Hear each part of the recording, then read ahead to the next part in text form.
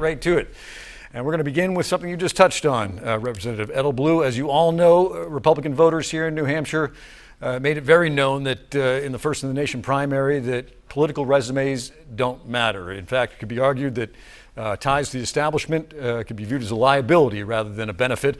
All of you currently hold elected office. Some of you have for years. So how do you make the case to the tens of thousands of voters in New Hampshire that you're not an establishment politician simply trying to sound like an outsider? We're going to start with Executive Councilor Chris Sununu. You have 1 minute.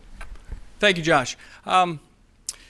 Look, my father was involved in politics. My brother was involved in politics. But it's public service. That's what separates New Hampshire from the rest of the country. It's public service. It's how we tithe our time. When I grew up in Salem, my mother taught us very clearly, you have to give back to your communities. You have to give back somehow. Be a teacher. Donate at a local nonprofit. Participate in public service. And that's what we do here. That's how we commit ourselves. And given my experience, my background in business, my experience in classrooms with my kids, my passion with it to education, my experience in dealing with the opioid crisis, again, whether it's with my business or what I see affecting our schools and our kids and in the future of our kids moving forward. That's the kind of experience and leadership I'm trying to bring to the table. And that's what the people in New Hampshire want. That's what they're craving out there. So again, it's about public service. It's not about making a career out of it. I've been proud to serve in the Executive Council for 5 years, and we're going to bring that experience to the table and make a change for New Hampshire. Mayor Gatsas, you've been in politics a long time. Thanks, Josh.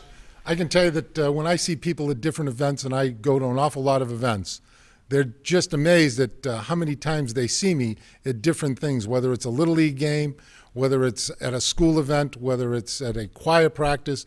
They just think that it's all about the events that I'm going to.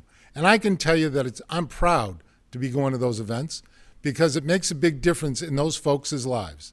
I can tell you that when I sit down and sign 4,000 graduate honor roll letters every quarter to all the students in the city of Manchester, I can tell you I have more grandparents and parents come up to me and talk to me about those letters that I've sent for the last 7 years in every single quarter.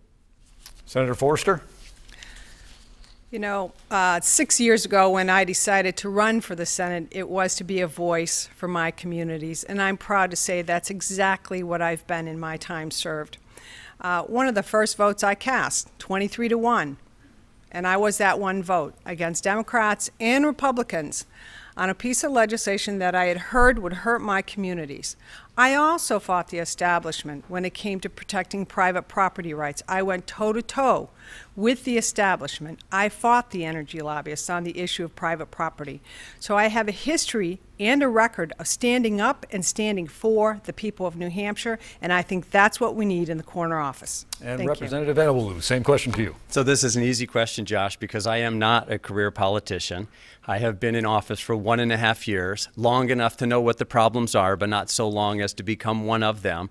I have not planned my career saying I'm going to go from one position to another position and eventually I will achieve the position of governor. I will tell you that running for governor was not on my bucket list of things to do, but somebody needs to stand up for the people of New Hampshire, and so I have thrown my hat in the ring, and I hope to be able to represent the people of New Hampshire in the corner office so that they have a voice.